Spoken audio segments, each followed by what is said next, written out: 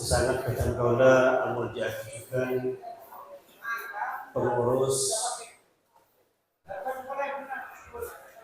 di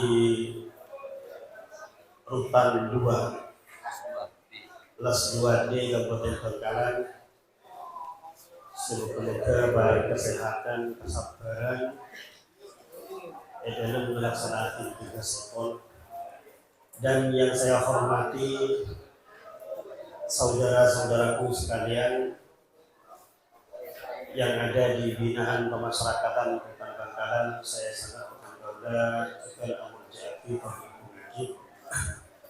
Alhamdulillah pada sore hari ini Allah Subhanahu wa taala akan nikmat dan berbahagia saja sehingga bisa bangki bertatap muka bermujalasah dalam kegiatan tawasau bil haq wa tawasau bis sabr. Sementara muka keinginan diberikan Allah Subhanahu wa taala. Amin ya rabbal alamin. Shalawat beserta salam yang teraki dari junjungan kita Nabi besar Muhammad sallallahu alaihi wasallam yang telah menjadi teladan bagi kita semua mentermuka bagi keinginan syafaat ekon nang hari kiamat. Para hadirin mustami'in rahimakumullah, dalam surat Al-Imran Allah Subhanahu wa taala menyerukan kepada kita semua, wasari'u ila maghfiratin min rabbikum wa jannatin 'arduhas samawati wal ardh u'iddat lil muttaqin alladzina yunfiquna fis sarra'i wad dharra'i wal kadhimina al ghaidha wal 'afina 'anil nas wallahu yuhibbul muhsinin. Ayat kadipah Allah Subhanahu wa taala memanggil, memerintah kepada kita semua. Wasari'u ila maghfiratin min rabbikum, bersegeralah kalian untuk menuju pada pengampunan Tuhan kalian semua. Artinya mencari pengampunan Tuhan kalian semua, bersegeralah. Wa jannatin 'arduhas samawati wal ardh, dan datanglah pada surga yang lebarnya seluas bumi dan langit. Ukurannya sama dengan bumi dan langit, luasnya sama dengan bumi dan langit. U'iddat lil muttaqin, di mana surga ini disiapkan untuk orang-orang yang bertakwa. Kemudian kelanjutan dari ayat itu, Allah Subhanahu wa taala memberikan tiga sifat, tiga sifat ciri-ciri penghuni surga atau orang yang bertakwa. Yang pertama, alladzina yunfiquna fis sarra'i wad dharra'i. Alladzina yunfiquna fis sarra'i wad dharra'i. Yang pertama adalah orang-orang yang menginfakkan hartanya fis sarra'i wad dharra'i, di masa sulit maupun di masa mudah, di masa lapang maupun di masa sempit, di waktu sakit maupun ketika sehat. Itu fis sarra'i wad dharra'i, tetap melakukan infak. Yang pertama. Yang kedua, wal kadhiminal ghaidha. Ini ciri-ciri. Wal kadhiminal ghaidha, orang yang menyembunyikan sifat amarah. Menyembunyikan sifat amarah atau menyembunyikan kemarahannya di saat ia marah kepada orang lain. Di saat ada orang yang mendoliminya, dia marah, wajar. Tapi mampu menyembunyikan, mampu mengendalikan marah, itu yang istimewa. Ketika ada orang yang berbuat salah kepada kita, kemudian kita marah, itu biasa. itu biasa. Tapi mampu mengendalikan sifat marah itu yang luar biasa. Makanya bukan marah, bukan berarti kita itu tidak punya sifat marah, tapi bagaimana kita mengendalikan sifat marah itu agar tidak menjadi hal yang brutal. Ini namanya wal kadhimin al ghaib. Jadi orang-orang yang menyimpan sifat marah.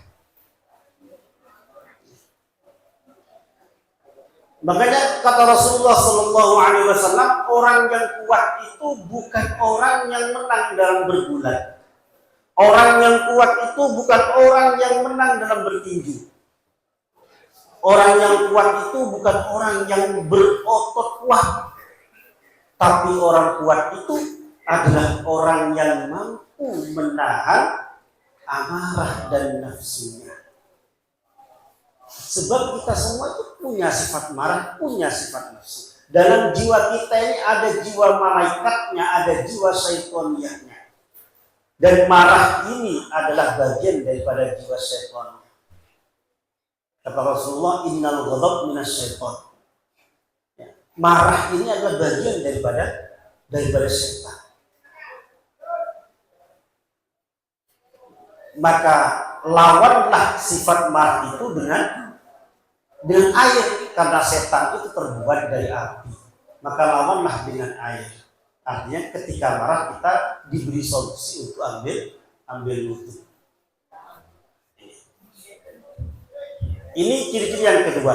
Dan ciri-ciri yang ketiga yang ingin kami bahas pada pertemuan sore ini adalah wal 'afina 'anil nas, yaitu orang yang memaafkan orang lain.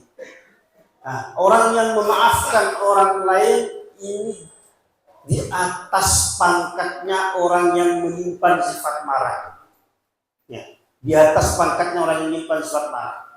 Karena orang yang menyimpan rasa marah dalam hatinya itu masih ada kemungkinan menyimpan dendam pula di dalamnya. Tapi orang yang memaafkan orang lain itu tidak memberikan rasa dendam di dalam dirinya, sehingga kebencian tidak akan muncul. Ini adalah memaafkan orang lain. Memaafkan ini merupakan sifat dan perilaku daripada Rasulullah Shallallahu Alaihi Wasallam. Kita coba bayangkan dan coba kita renungkan apa yang telah menimpa kepada Rasulullah Shallallahu Alaihi Wasallam. Pernah suatu ketika Sayyidah Aisyah radhiyallahu anha bertanya kepada Rasulullah, "Ya Rasulullah, adakah hari-hari yang lebih berat dibandingkan dengan hari di waktu perang Uhud?" Tahu perang Uhud? Perang Uhud itu perang yang terjadi di Gunung Uhud, ya, di kota Madinah. Dan pada waktu itu orang-orang Islam mengalami kekalahan. Ya. Perang yang terjadi pasca perang Badar, ini perang Uhud. Rasulullah berat sekali di situ.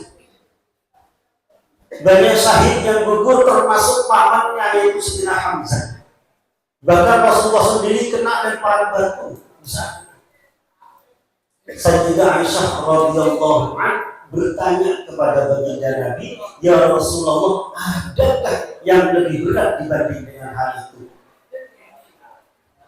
Lalu Rasulullah SAW menjawab bahwa Rasulullah sangat kecewa ketika Rasulullah SAW datang ke kota Taif. Rasulullah menyebarkan agama Islam di kota Taif. Ya, kota Taif itu juga ada di Saudi, bagian di sebelahnya kota Mekah, kurang lebih ada beberapa kilo gitu. Nah,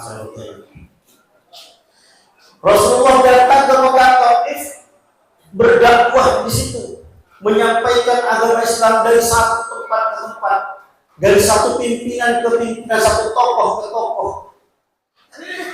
Rasulullah berharap ajakan untuk masuk Islam itu diterima. Namun apa yang terjadi? Rasulullah bukan diterima, tapi justru Rasulullah ditolak oleh tokoh-tokoh di kota Taif. Bukan hanya ditolak, bahkan diusir, dicaci, bahkan dilempari. Secara manusiawinya ini pantas marah. Yang disampaikan ajaran Islam, menyampaikan kepada hambanya Tuhan, ditolak, bukan hanya ditolak dan mau diabaikan, tapi ditolak, diusir, bahkan dihina, dicaci. Akhirnya Rasulullah pun mau kembali ke Mekah dengan kekosongan, dengan kehampaan, menerima cacian dari orang-orang Taif. Akhirnya di tengah perjalanan, kalau nggak salah nyampe di Port Said, ya, tempat di port yang sekarang Said Kabir. Terus sampai situ Rasulullah memandangi ke langit, dan ternyata di langit itu sudah penuh, sudah mendung, sudah penuh dengan awan yang ternyata di situ terdapat malaikat Jibril. Malaikat Jibril menyampaikan kepada Rasulullah, "Ya Rasulullah, Allah Subhanahu wa Ta'ala tahu apa yang telah menimpamu. Allah Subhanahu wa Ta'ala tahu apa yang telah umatmu katakan kepadamu. Allah Subhanahu wa Ta'ala bertahu bagaimana sikap umatmu terhadapmu. Oleh karenanya Allah Subhanahu wa Ta'ala menghiburmu, mengutus malaikat-malaikat gunung untuk melakukan apapun yang telah kau perintahkan kepadanya." Datanglah malaikat-malaikat gunung itu. Malaikat gunung dalam hadisnya sebutkan al-Akhshabai, 2 gunung besar yang ada di kota Mekah, itu malaikatnya datang kirim salam kepada Rasulullah, kemudian menyampaikan seperti apa yang disampaikan Jibril.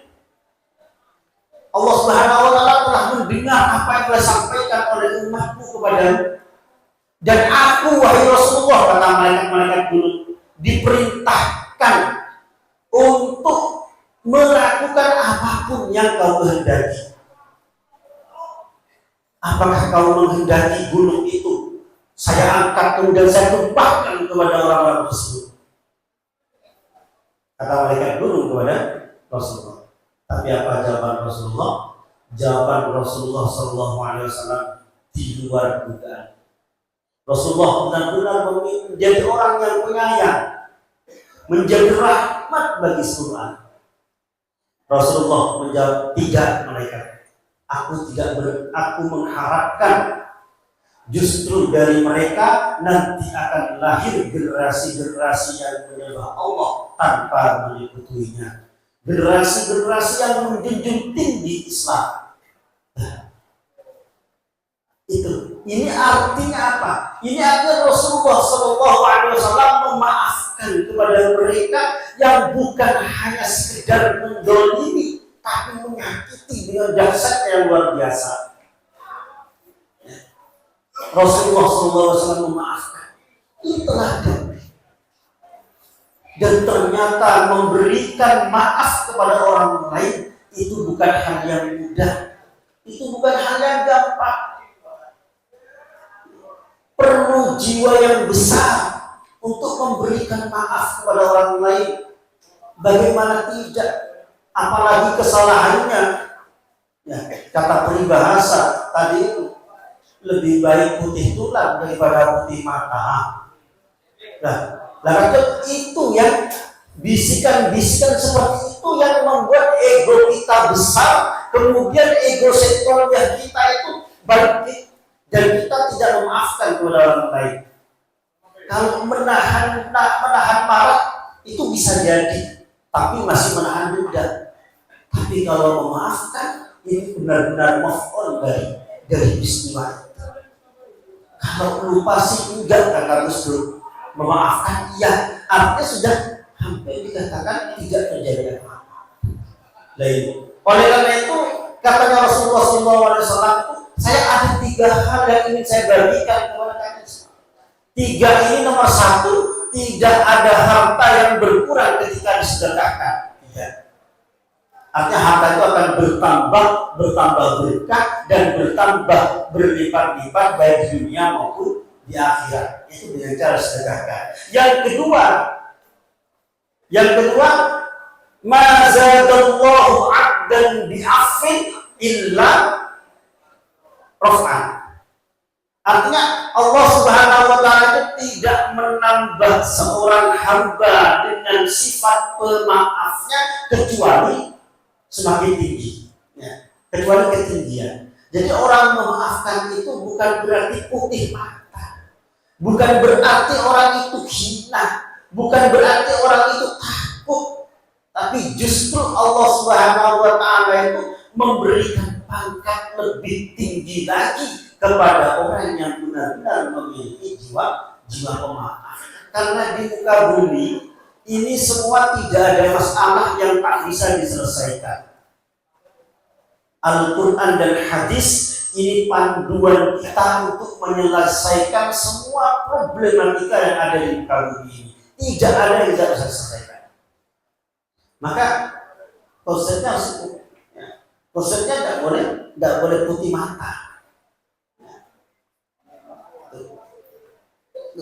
Jadi orang kan sampai disebutkan oleh Rasulullah sampai menyebutkan tidaklah seorang hamba itu akan ditambah oleh Allah dengan sifat pemaafnya kecuali ditinggikan pangkatnya.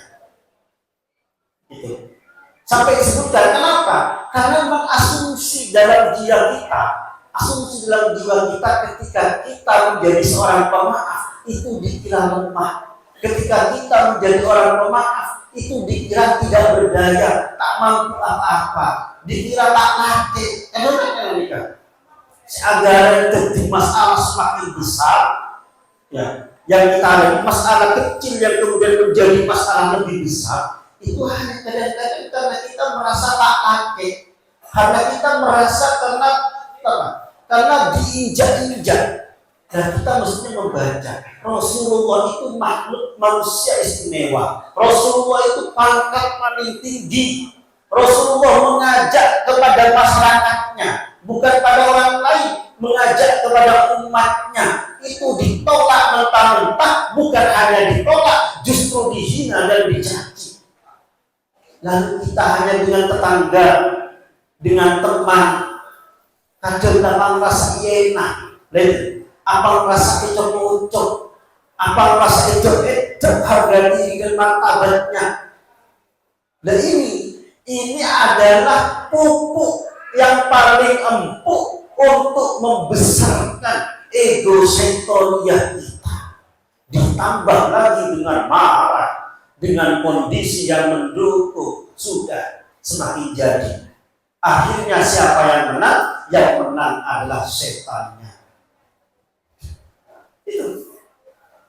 Dan ketika kita mengikuti Rasulullah SAW dengan memberikan maaf kepada orang lain, sekarang penduduk Taif di Taif sudah menjadi pusat keilmuan Saudi, ya, pusat keilmuan di kota Mekah.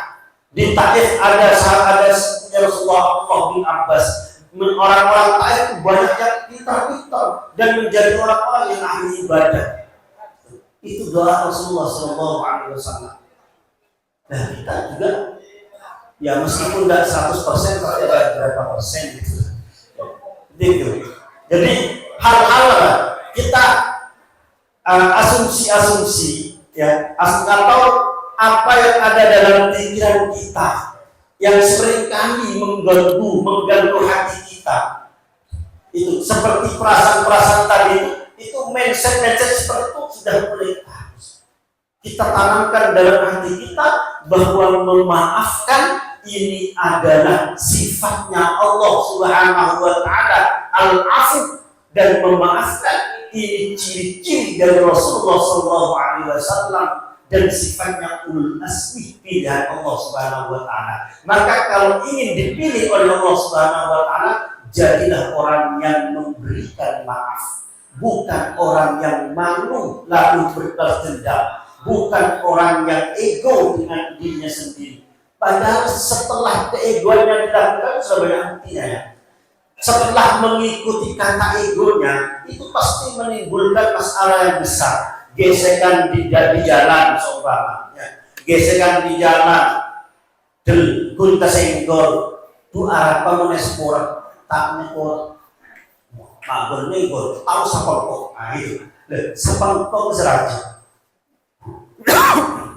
seraja sapangkok. Nah, ketika itu di ketemu konslet, itu menimbulkan masalah yang lebih besar, menimbulkan masalah yang lebih besar yang sama sekali tidak memberikan keuntungan kepada kita. Dan terkadang ini yang jarang kita pikirkan. Ya, penyesalan yang ada di belakangnya ini terkadang itu akan muncul lagi rasa dendam. Lain, kalau kita tidak benar-benar memaafkan. Makanya menjadi jiwa pemaaf itu butuh wawasan yang besar, butuh pemikiran yang luas, dan butuh jiwa yang besar.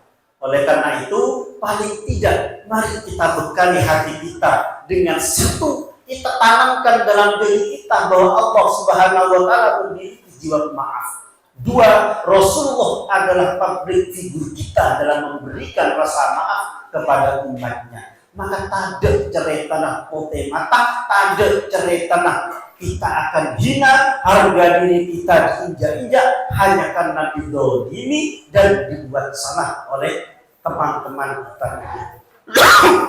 Oleh karena itu, mudah-mudahan kita semua, baik saya ataupun kalian semua, mudah-mudahan mendapatkan pengampunan dari Allah Subhanahu wa Ta'ala, utamanya di akhir bulan Ramadan ini. Karena tadi di waktu 30 menit mungkin cukup ini yang bisa kami sampaikan, kurang dan lebihnya mohon maaf yang sebesar-besarnya. Selanjutnya